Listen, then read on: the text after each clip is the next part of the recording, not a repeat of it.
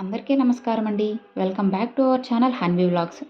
ఇక ఈరోజు వీడియో ఏంటి అంటే ఒక శక్తివంతమైన వారాహి మంత్రం అయితే నేను మీతో ఈరోజు షేర్ చేసుకోబోతున్నానండి.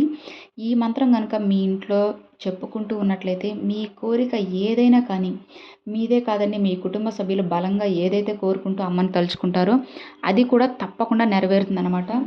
వారాహి అమ్మ ఆశీర్వాదం మీకు కలిగింది అంటే మీరు కోరుకున్నది ఏదైనా కూడా మీ వంతకు అమ్మవారు చేరుస్తారు. అంత శక్తివంతమైన మంత్రం ఇది. మీరు ఎట్టి పరిస్థితిలోనూ అస్సలు మిస్ చేసుకోకండి.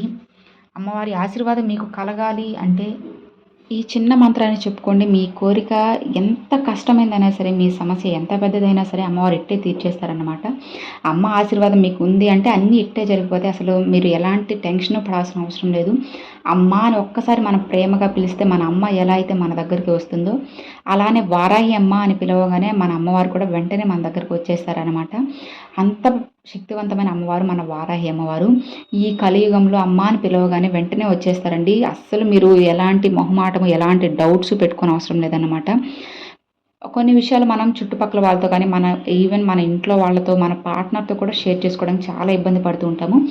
అలాంటి సమయంలో మీరు వారాహమ్మను ఒక్కసారి తలుచుకొని అమ్మవారు మీ ముందు ఉన్నట్లు ఊహించుకొని మీ కోరిక కానీ మీరు చేసిన తప్పులు ఏదైనా ఉన్నా కొన్ని విషయాలు చెప్పలేనట్టు కూడా అమ్మవారికి చెప్పుకున్నట్లయితే తప్పకుండా అమ్మవారు మీకు ఒక మంచి దారి అయితే చూపిస్తారండి. మీరు ఏం భయపడిన అవసరం లేదు, అస్సలు బాధపడిన అవసరం లేదన్నమాట. తప్పకుండా మీ సమస్యకు ఒక మంచి సొల్యూషన్ అయితే అమ్మవారు అయితే చూపిస్తారు. మరి మనం చెప్పుకోవాల్సిన ఆ శక్తివంతమైన మంత్రం ఏంటి అంటే ఓం కిరిచక్ర రథారూఢ దండనాద పురస్కృతాయై నమః.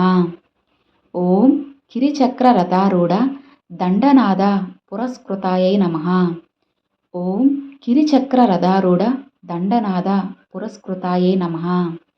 చూసారు కదండి, అది మంత్రము. ఈ మంత్రాన్ని 5 సార్లు చెప్పుకోండి. అమ్మవారికి ఎంతో ఇష్టమైన సంఖ్య పంచమి అనేది. అమ్మవారు పంచమి వారాహి అమ్మవారు. లేదు అంటే 9 చెప్పుకోండి. నవగ్రహాలు కూడా 9 చాలా మంచిది. లేదంటే 27 సార్లు కానీ 54 సార్లు కానీ 108 సార్లు కానీ చెప్పుకోండి, రాసుకోండి, మీ ఇష్టము. కానీ ఈ మంత్రాన్ని ఎప్పుడు చెప్పుకోవాలంటే పొద్దున బ్రహ్మముహూర్తంలో కానివచ్చు, లేదు అంటే రాత్రి 7 పైన కానీ 8 పైన కానీ చెప్పుకోండి. లేదా హోరా సమయం 8 నుంచి 9 లోపు చెప్పుకోండి. పొద్దున 6 నుంచి 7 లోపు, మధ్యాహ్నం 1 గంట నుంచి 2 లోపు, రాత్రి 8 నుంచి 9 లోపు చెప్పుకోండి. చాలా మంచిది. ఈ సమయాల్లో ఎందుకు చెప్పాలంటే హోరా సమయాలు చాలా శక్తివంతమైనవి. ప్రతిరోజు కూడా ఇదే సమయాలు అయితే ఉంటాయి. మీరు నమ్మకంతో అమ్మవారు ఉన్నారు, నా కోరికలు తీరుస్తారని చెప్పుకున్నట్లయితే మీ కోరికలు తీరుతాయన్నమాట. అలా కాకుండా ఎవరు లేరు, నా బాధలు ఎవరు తీర్చడం లేదు, అమ్మవారు కూడా లేరు, నమ్మలేను అనుకున్నప్పుడు అస్సలు మీరు చేయొద్దండి. ఎలాంటి ఫోర్స్ కూడా నేనేం చేయనన్నమాట. నమ్మకం ఉంటేనే చేయండి, నమ్మకం లేకపోతే అస్సలు చేయొద్దు. అసలు అమ్మవారి జోలికి కూడా వెళ్ళొద్దన్నమాట. నమ్మకం లేకుండా అమ్మవారిని పిలిచిన అమ్మవారు మీ దగ్గరకు రారు, మీకు కూడా ఎలాంటి ప్రయోజనం అయితే ఉండదు. కాబట్టి నమ్మకంతో చేసి చూడండి. ఈ చిన్న మంత్రం మీ చిన్న జీవితాన్ని కూడా ఎంతో అద్భుతంగా మారుస్తుంది. ఎన్నో బాధలతో ఉన్న జీవితాన్ని కూడా అమ్మవారు తీర్చిదిద్దిన మంత్రం అన్నమాట ఇది.